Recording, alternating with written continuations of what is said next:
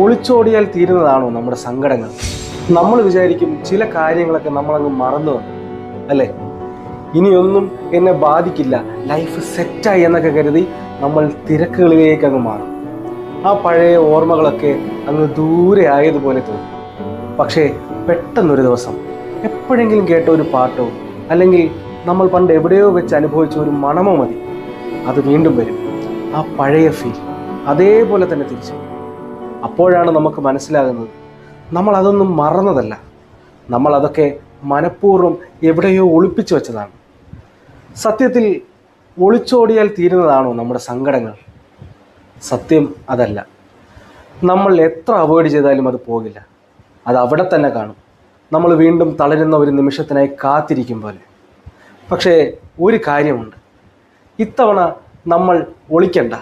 ആ ഓർമ്മകളെ നേരെ നോക്കി ഒന്ന് പുഞ്ചിരിക്കാൻ പറ്റിയാൽ അവിടെ തുടങ്ങും മാറ്റം. മറക്കാൻ ശ്രമിക്കുന്നതിലല്ല, മറിച്ച് ആ വേദനയെ ഫേസ് ചെയ്യുന്നതിലാണ് സമാധാനം. പതുക്കെ ആ വേദനയൊക്കെ കുറഞ്ഞു തുടങ്ങും, ഉറപ്പ്.